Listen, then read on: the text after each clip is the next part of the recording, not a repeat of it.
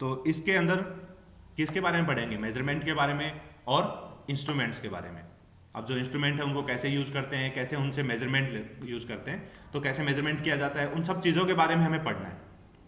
अब उनके बारे में जब हम स्टडी करने जाते हैं तो सबसे पहले हमें ये पता होना चाहिए कि हम उनमें कौन सी टेक्निकल टर्म्स यूज़ करने जा रहे हैं। तो जितने भी टेक्निकल टर्म हम यहाँ पे यूज़ करते हैं, डिफरेंट टेक्निकल टर्म्स हैं जो हम यहाँ पे पढ़ेंगे। उनमें सबसे पहले टर्म्स जो आ रही है वो आ रही है मेजरमेंट।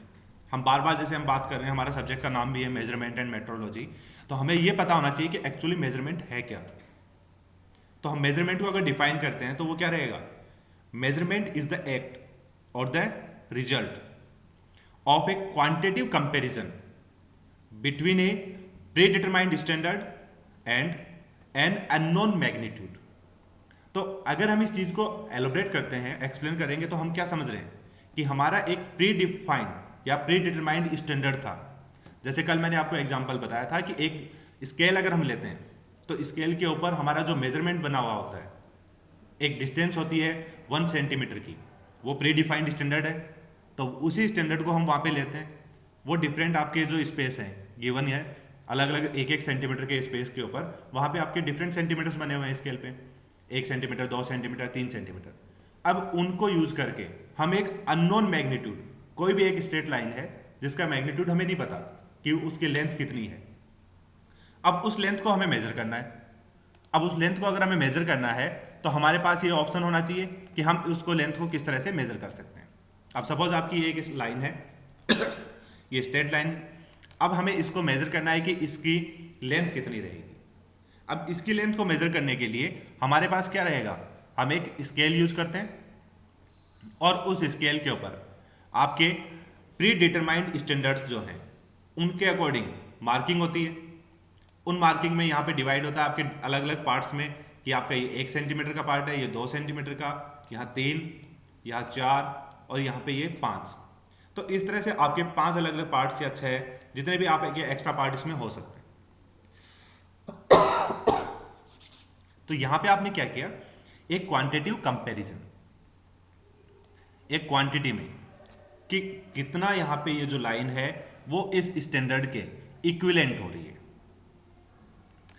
तो हमने इस चीज को समझा कि मेजरमेंट क्या है? एक एक्ट या रिजल्ट। एक्ट क्या था कि आपने इस लाइन को, जो अननोन मैग्नीट्यूड वाली लाइन थी, उसके पास में आपने अपना प्री डिफाइंड स्टैंडर्ड है उसको यहाँ पे रखा है, वो आपका एक्ट है।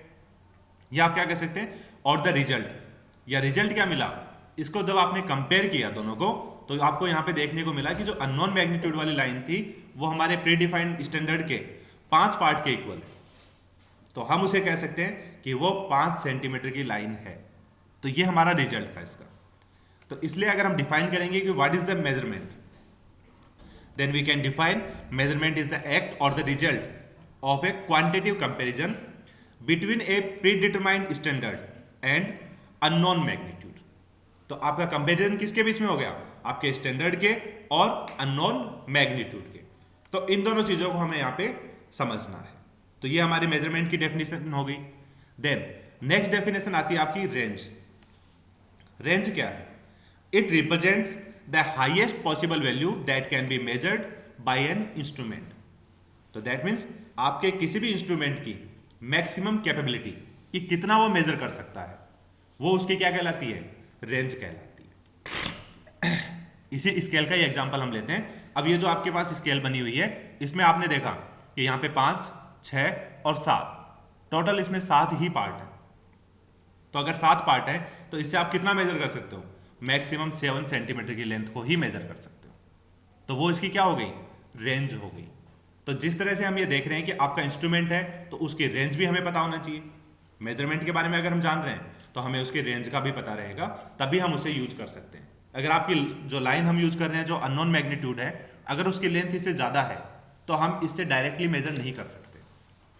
हम क्या कर सकते हैं? फिर इसको हम पार्ट्स में मेजर कर सकते हैं कि अगर ये लेंथ ज़्यादा थी तो हमने वहाँ पे जितनी हमारी स्केल थी वहाँ पे इसमें मार्क किया, फिर दोबारा से उसकी स्केल को वहाँ पे इनिशियल पॉइंट पे रखा जहाँ तक मार्क किया था, फिर आगे तक हमने उसको मेजर किया और उन दोनों मेजरमेंट्स को ऐड कर दिया।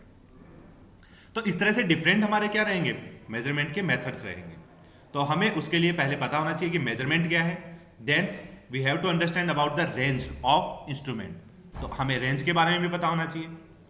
देन नेक्स्ट जो टर्म आती है वो आती है आपकी स्केल सेंसिटिविटी। अब स्केल सेंसिटिविटी क्या है? It is defined as the ratio of a change in scale. Sensitivity मैंने कल आपको बताई थी कि सेंसिटिविटी क्या होता है कि कोई भी चेंज है उसको इमीडिएटली आप कितना कैप्चर कर पा रहे हो, समझ पा रहे हो। तो that is it is defined as the ratio of a change in scale reading. Scale reading है तो उसके अंदर क्या होगा कि आपकी स्केल की रीडिंग में कितना चेंज हो रहा है to the corresponding change in pointer deflection. और पॉइंटर डिफ्लेक्शन किसके फॉर्म में आता है? पॉइंटर डिफ्लेक्शन आएगा आपके जो भी अलग अलग पॉइंटर वाले इंस्ट्रूमेंट हैं उनके अंदर, कि जैसे आपके डायल मीटर देखे हैं आपने, अलग अलग डिफरेंट डायल मीटर्स होते हैं जिनके अंदर एक डायल बना हुआ होता है और एक पॉइंटर होता है। तो जैसे उसके आपके जो मीटर है उसकी नीडल कहीं भी टच होती है और उसमें कोई भी स्मॉल वेरिएशन होता है, तो उस स्मॉल वेरिएशन की वजह से उसका पॉइंटर वो डिफ्लेक्ट होता है, तो उसका क्या है? सेंसिटिव है। तो दैट मीन्स कि हल्का सा भी रेशियो है उसको उसने वहां पे सेंस किया। तो it actually denotes the smallest change in the measured variable to which an instrument respond. तो आपका सेंसिटिविटी क्या है? कम से कम कितने को वो चेक कर सकता है, वो उसकी सेंसिटिविटी है कि हाँ इतना। जैसे कोई 0.1 के ऊपर भी सेंसिटिव होता है, कोई 0.01 के ऊपर भी सेंसिटिव हो सकता है कि 0.01 है, इतना चेंज हुआ उसमें, तो उसी में उसने डिफ्लेक्शन देना स्टार्ट कर दिया। तो वो आपके इंस्ट्रूमेंट की सेंसिटिविटी है कि इसमें 0.01 चेंजेस को भी ये मेजर कर सकता है। तो वो आपकी स्केल की सेंसिटिविटी हो गई कि आपने जो इसके अंदर स्केल यूज की है उस स्केल के अंदर आप 0.01 तक मेजर कर सकते हो।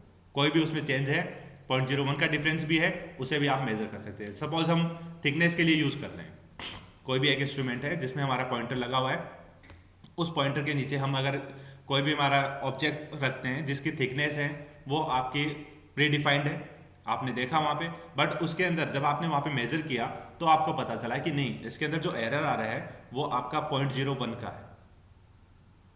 तो वो आपने वहां पे जब लगा के उसको चेक किया तो हमें पता चला कि हमारा ये तो 0.01 को भी मेजर कर रहा है। आपने वहां पे देखा था नहीं इसकी तो थिकनेस रहेगी 2 mm की थिकनेस है, बट नहीं, वहां पे तो आपने देखा कि वो 2 mm नहीं है, वो एक्चुअली 0.21 है, 0.21 सेंटीमीटर है। तो इस तरह से हम वहां पे उन चीजों को चेक कर सकते हैं कि एक्चुअल में हमारा इंस्ट्रूमेंट है वो कितना सेंसिटिव है या नहीं है। और अगर आपका इंस्ट्रूमेंट ज्यादा सेंसिटिव है तो वो ज्यादा अच्छे रिजल्ट आपको दे सकता है। देन नेक्स्ट टर्म आती है आपकी ट्रू और एक्चुअल वैल्यू। अब ट्रू वैल्यू क्या है और एक्चुअल वैल्यू क्या है? क्योंकि हम जब मेजरमेंट कर रहे हैं तो वहां पे हमें इन टर्म्स के बारे में पता होना चाहिए।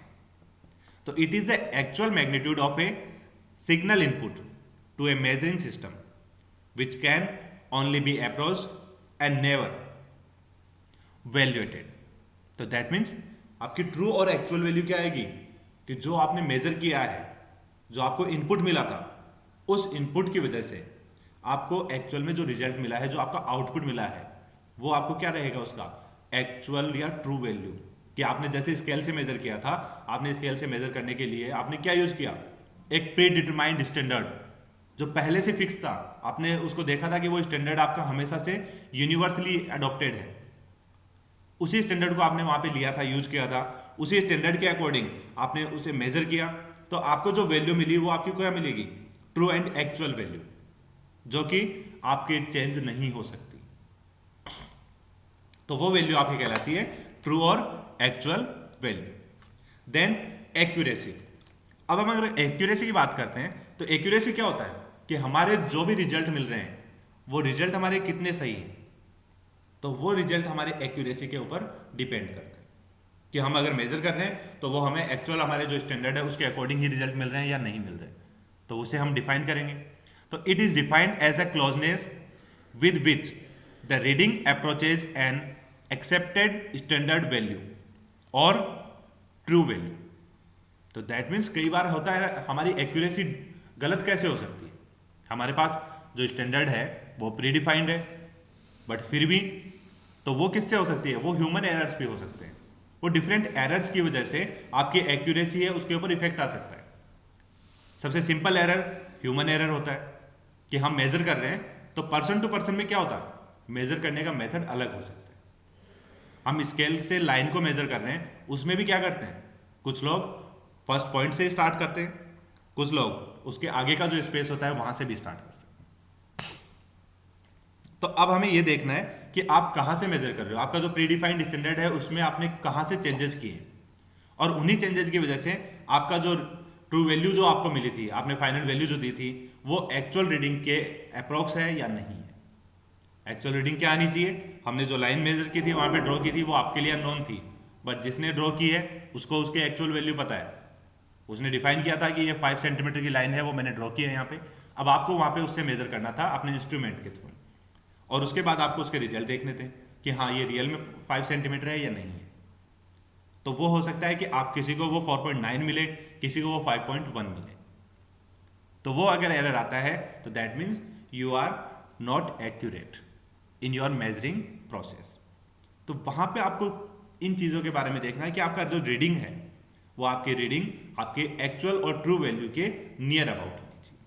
तो जितनी ज्यादा वो क्लोज होगी उतना ज्यादा आपका रिजल्ट क्या रहेगा, एक्यूरेट रहेगा, और वही चीज उसकी एक्यूरेसी कहलाती है कि आपके जो ट्रू वैल्यू है वो मैक्सिमम आपके एक्चुअल वैल्यू के पास में।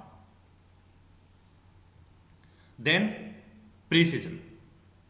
प्रिसीजन क्या होता है, it is the degree of reproducibility among several independent measurement of the same true value under specified condition. It is usually expressed in terms of deviation in measurement. That means precision होता है कि आप अगर same instrument use कर रहे हो, same measurement है आपका, तो चाहे कितनी भी बार आप यूज करेंगे आपको रिजल्ट हमेशा सेम ही मिलना चाहिए। हम जैसे अलग अलग कंडीशंस में अगर उसको हम अप्लाई करते हैं, हम सबसे सिंपल एग्जांपल स्केल का ही लेके चल रहे हैं, क्योंकि स्केल आप लोगों ने सबने देखी है, सब उससे मेजर करते हो और कहीं भी आपको यूनिवर्सली अवेलेबल हो जाती है, तो हम इसीलिए स्केल को लेके चल रहे हैं। तो स्केल में हमें पता है कि हाँ एक लाइन है जो 5 सेंटीमीटर की लाइन है। अब उस 5 सेंटीमीटर की लाइन को आप चाहे 2 मीटर हाइट के ऊपर रखो या 10 मीटर हाइट के ऊपर रखो, या आप किसी भी एंगल के ऊपर उसको इंक्लाइन कर दो, या कहीं भी कैसे भी करो, अगर आपने अपने जो स्टैंडर्ड है, प्री डिफाइंड स्टैंडर्ड जो स्केल है आपकी, उससे उसको मेजर किया है और हर बार आपको सेम ही रिजल्ट मिल रहा है, then your instrument is precise. वो आपको हमेशा हर बार सही रिजल्ट दे रहा है। ऐसा नहीं होता कि आप बार बार अगर उसको चेक करेंगे तो आपका इंस्ट्रूमेंट है वो आपको अलग अलग एरर दे सकता है, अलग अलग रिजल्ट दे सकता है। और मोस्टली ऐसा किस में होता है, जो कि आपके पॉइंटर डिफ्लेक्शंस हैं या फिर सेंसर्स हैं, ऐसे इंस्ट्रूमेंट के अंदर अगर हम चेक करते हैं तो वहां पे उसका प्रिसीजन चेक करना बहुत इंपॉर्टेंट होता है। उनमें क्या रहता है कि आपके जो सेंसर्स होते हैं वो एनवायरमेंटल कंडीशन के अकॉर्डिंग हो सकता है कई बार आपको गलत रिजल्ट दे दें, तो इसीलिए उनको प्रिसाइज किया जाता है। बार बार अलग अलग एनवायरमेंटल कंडीशंस में या किसी भी दूसरी कंडीशन में उनको रख के दोबारा से उनकी टेस्टिंग की जाती है, चेक किया जाता है कि किस तरह से ये हमें हमेशा एक्यूरेट और प्रिसाइज रिजल्ट देगा। तो वो उसके लिए टेस्टिंग करने के बाद उस इंस्ट्रूमेंट को एरर फ्री कर दिया जाता है। तो इस तरह से हमें जो रिजल्ट मिलेंगे उससे हमेशा के लिए वो हमें रिजल्ट क्या मिलेंगे, एक्यूरेट और प्रिसाइज। तो इसीलिए आपका कोई भी इंस्ट्रूमेंट है उसकी एक्यूरेसी बहुत अच्छी होनी चाहिए और उसको प्रिसाइज भी होना चाहिए। और कई बार ऐसा होता है कि आपका इंस्ट्रूमेंट है वो प्रिसाइज हो सकता है बट एक्यूरेट हो साथ में, वो जरूरी नहीं है। क्योंकि प्रिसाइज का क्या मतलब है, हमेशा आपको जो रिजल्ट मिल रहे हैं वो उसी रिजल्ट के इक्विवेलेंट हो जो आपको पहली बार मिले। अब आपका इंस्ट्रूमेंट पहली बार में एक्यूरेट नहीं था, वो हमेशा 5 सेंटीमीटर को 5.1 मेजर कर रहा है, तो दैट मीन्स वो एक्यूरेट नहीं है बट प्रिसाइज है, क्योंकि आपने जहां भी मेजर किया उसने 5.1 ही मेजर किया है। यानी कि बार बार आप जो रीडिंग ले रहे हो वो रीडिंग सेम देना क्या है आपका प्रिसीजन, बट एक्चुअल वैल्यू के आपको जितना क्लोज आपको रिजल्ट दे रहा है वो आपकी क्या है, एक्यूरेसी। तो ये दोनों में थोड़ा सा डिफरेंस है जो कि आप लोगों को पता होना चाहिए। Then after precision it's repeatability.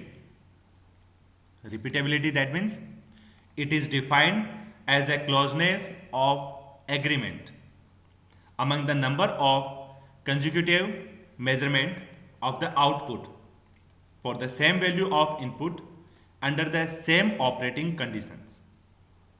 It may be specified in terms of unit for a given period of time. तो that means repeatability क्या है आपकी? अब आपने अगर इंस्ट्रूमेंट को प्रिसाइज कर दिया कि हमारा इंस्ट्रूमेंट है, उसे हमने चेक किया था और वो हमेशा आपके सेम रिजल्ट अलग अलग कंडीशंस में भी सेम रिजल्ट दे रहा है, तो वो आपका इंस्ट्रूमेंट क्या हो गया? प्रिसाइज। अब वो प्रिसाइज इंस्ट्रूमेंट अगर रीडिंग देगा बार बार, तो वो सेम कंडीशन के लिए हमेशा क्या देगा? सेम रिजल्ट देगा। और सेम कंडीशन के लिए सेम रिजल्ट देने का प्रोसेस जो है, वो प्रोसेस क्या कहलाता है आपका? रिपीटेबिलिटी। कि वो हमेशा अपने रिजल्ट्स को रिपीट कर रहा है। और वो क्यों कर रहा है? क्योंकि उसकी प्रॉपर्टी है कि वो प्रिसाइज है। तो दैट मीन्स आपको ये समझना जरूरी है कि आपका प्रिसाइज क्या है और आपकी रिपीटेबिलिटी क्या है। प्रिसाइज उसकी एक प्रॉपर्टी है और रिपीटेबिलिटी उसका एक प्रोसेस है, कि प्रिसाइज होने की वजह से उसके जो रिजल्ट हमें मिल रहे हैं वो रिपीटेबिलिटी दे रहे हैं। Then the next word is reliability. Reliability, जिसको हम रिलायबल किससे कर सकते हैं? रिलायबल से। कि आपका ये वर्ड जो है रिलायबल, वो क्या होता है? कि जिसके ऊपर हम भरोसा कर सकें। तो कोई भी अगर चीज होती है वो अगर हमारे लिए रिलायबल है, तो that means that is the property of that instrument, that is reliability. उसकी जो प्रॉपर्टी है वो क्या है? रिलायबिलिटी की प्रॉपर्टी। It is the ability of a system to perform and maintain its function in routine circumstances. Consistency of a set of measurement or measuring instrument often used to describe a test. तो that means हम कोई भी अगर measurement कर रहे हैं और अगर हम उसके ऊपर रिलायबल हैं, तो हमें ये कॉन्फिडेंस रहता है कि हम अगर इसको इंस्ट्रूमेंट को कभी भी कहीं भी यूज करते हैं, किसी भी कंडीशन के अंदर, किसी भी सर्कमस्टेंसेज में, तो हमें हमेशा रिजल्ट सही मिलेगा। तो वो हमारी उस इंस्ट्रूमेंट के ऊपर एक रिलायबिलिटी होती है। और रिलायबिलिटी आपकी कब आती है? जब आपका इंस्ट्रूमेंट आपको एक्यूरेट एंड प्रिसाइज रिजल्ट देता है, जिससे आप बार बार रिजल्ट को चेक करो तो आपको रिपीटेबिलिटी भी मिलती है। तो अगर ये सारी प्रॉपर्टी आपके इंस्ट्रूमेंट में होती हैं, तब आपका इंस्ट्रूमेंट आपके लिए क्या हो जाएगा? रिलायबल। तो वो उसकी प्रॉपर्टी क्या कहलाएगी आपके लिए? रिलायबिलिटी। Systematic errors. तो एरर तो आपके वही हैं कि जो भी आपका इंस्ट्रूमेंट आप यूज कर रहे हो, तो उसके अंदर आपके कौन कौन से एरर्स आ सकते हैं। तो उसमें से सबसे पहला एरर हम अगर यूज कर रहे हैं तो वो हमारा क्या है? Systematic error. A constant uniform deviation of the operation of an instrument is known as systematic error. तो दैट मीन्स यहां पे क्या वर्ड यूज किया है? Constant uniform deviation. कि हमारा एक फिक्स डेविएशन है जो कि हमेशा उतना ही आ रहा है। जैसे आपने अभी जैसे स्केल का एग्जांपल लिया था, हम उससे मेजर कर रहे थे 0.1 का डिफरेंस हमें हमेशा मिल रहा है उसमें, तो वो एक कांस्टेंट डेविएशन हो गया। कई बार हम कुछ इंस्ट्रूमेंट ऐसे यूज करते हैं डायलर वाले, जिनके अंदर आपकी जो नीडल है वो पहले से ही एक फिक्स पॉइंट के ऊपर फिक्स रहती है, जीरो ना होके वो जीरो से 0.1 या 0.2 के ऊपर वहां पे फिक्स हो जाती है। तो वो उसका एक एरर है। अब उससे आप जितना भी मेजर करोगे तो उस एरर को आपको वहां पे उसमें माइनस करना पड़ेगा। तो अब हमें ये पता है कि इसमें एक ये सिस्टमेटिक कांस्टेंट यूनिफॉर्म डेविएशन है। तो ये क्या हो सकता है आपका? Instrumental error, environmental error, systematic error and observation error are systematic error. तो ऑब्जर्वेशन एरर भी क्या हो सकता है? कई बार हम ऑब्जर्व करते हैं तो उसमें ऑब्जर्वेशन में क्या रहता है? हम अगर किसी एंगल के ऊपर से दूसरी साइड से या बिल्कुल स्ट्रेट ना खड़े होके और फिर मेजर कर रहे हैं, तो हमें हो सकता है कि एक आधी पॉइंट के ऊपर लाइन जो होती है वो कम या ज्यादा दिख सकती है। अब आपकी स्ट्रेट स्केल है और उसे आप अगर लेफ्ट साइड से देखोगे तो आपको एक पॉइंट वो बड़ी दिख सकती है, अगर आप राइट साइड से देखोगे तो आपको एक पॉइंट वो छोटा दिख सकता है। तो इस तरह से हमारे माइनर एरर जो आ जाते हैं वो ऑब्जर्वेशन एरर में आते हैं। तो आपकी ऑब्जर्वेशन की वजह से भी या फिर आपके सिस्टम की वजह से कि आपका जो इंस्ट्रूमेंट है उसके अंदर आपका कांस्टेंट यूनिफॉर्म डेविएशन है, तो इस तरह से या आपके कोई हो सकता है कि आपके इंस्ट्रूमेंटल में प्रॉब्लम है या आपके एनवायरनमेंट की वजह से आपके इंस्ट्रूमेंट के अंदर प्रॉब्लम आ गई। एनवायरनमेंट की वजह से प्रॉब्लम कैसे आती है? कि आपके एनवायरमेंटल कंडीशंस हैं। गर्मियों में क्या होता है? टेम्परेचर राइज हो जाता है, और टेम्परेचर राइज होने की वजह से कुछ मेटल की प्रॉपर्टी होती है वो एक्सपांड हो जाते हैं, और उनकी वजह से आपके इंस्ट्रूमेंट के अंदर अगर वो मेटल यूज किया गया है तो वो एरर दे सकता है। तो इस तरह से ये छोटी मोटी प्रॉब्लम्स होती हैं, वो हमारे सिस्टमेटिक एरर में आती हैं। Then random error, some errors result through the systematic and instrumental error are reduced or at least accounted for। तो that means ऐसे एरर कि जिनको हम हमारे इंस्ट्रूमेंट में आ रहे हैं बट हम उनको रिड्यूस कर सकते हैं, कम कर सकते हैं, तो वो हमारे रैंडम एरर होते हैं कि वो फिक्स नहीं है, वो हमेशा कांस्टेंट नहीं है कि हमेशा ये एरर रहेगा। हमारे इंस्ट्रूमेंट में थे, सिस्टमेटिक थे, बट उनको हमने चेक किया और हमने उनको सेट कर दिया, तो उसकी वजह से वो एरर रिमूव हो गया या कम हो गया, तो वो एरर हमारे कहलाते हैं random error. And the causes of such error are unknown and hence the errors are called random error, क्योंकि उनके हमारे रीजन नहीं पता थे कि अचानक से वो एरर आया क्यों। हमने इंस्ट्रूमेंट यूज किया, पहले वो प्रिसाइज था, बिल्कुल जीरो पे एक्यूरेट था, बट उसके बाद जब हमने उसको मेजर करने के लिए स्टार्ट किया तो वहां पे हमें पता चला कि उसमें डिफ्लेक्शन आ गया 0.1 का। फिर हमने उस इंस्ट्रूमेंट को दोबारा से एक बार चेक किया, दोबारा रख के दोबारा उठाया और वो वापस जीरो पे आ गया।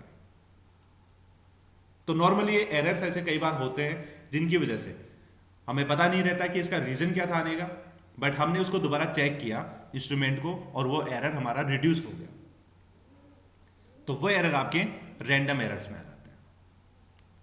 Then the next word is calibration. Calibration क्या है? Calibration is the process of determining and adjusting an instrument accuracy to make sure its accuracy is within the manufacturer's specification। तो that means एक आपका ऐसा process जिसमें हम ये determine करते हैं और एडजस्ट करते हैं आपके इंस्ट्रूमेंट की एक्यूरेसी, किसके अकॉर्डिंग? जो आपका मैन्युफैक्चरर्स स्पेसिफिकेशन गिवन है उसके अकॉर्डिंग आपकी एक्यूरेसी है वो उसमें डिफाइन है या नहीं है। तो उस चीज़ को कहते हैं, उस प्रोसेस को कहते हैं कैलिब्रेट करना। कि आपका इंस्ट्रूमेंट है, आपने इंस्ट्रूमेंट के अंदर एक रेंज डिफाइन की हुई है कि वो 0.1 से लेके 100 तक मेजर कर रहा है। अब आपको अपने इंस्ट्रूमेंट की जो रीडिंग है उसको आपको इस तरह से सेट करना है, उसके डिफ्लेक्शंस को इस तरह से सेट करना है कि वो हमेशा 0.1 को भी मेजर करे और 100 है वहां तक भी वो मेजर कर सके, ना ही 100 से ज्यादा वो मेजर करे और ना ही 0.1 से वो कम मेजर करे। और जितने भी उसके अंदर चेंजेस आते हैं उन स्मॉल चेंजेस को वो मेजर कर सके। तो उसके लिए हम इंस्ट्रूमेंट को कैलिब्रेट करते हैं। और कैलिब्रेट में आपके प्रोसेस में यही रहता है कि आपके इंस्ट्रूमेंट को पूरा का पूरा सेट किया जाता है कि किस तरह से कहाँ पे आपका कितना वेरिएशन आएगा, उस वेरिएशन को आपका इंस्ट्रूमेंट मेजर करेगा और उन वेरिएशंस को आपके प्री डिफाइंड स्टैंडर्ड्स हैं उनसे मैच किया जाता है, तो ताकि वो आपका मैन्युफैक्चरर्स स्पेसिफिकेशन है उसको वो फॉलो कर सके। तो ये आपके जो टेक्निकल टर्म्स हैं वो आज के लिए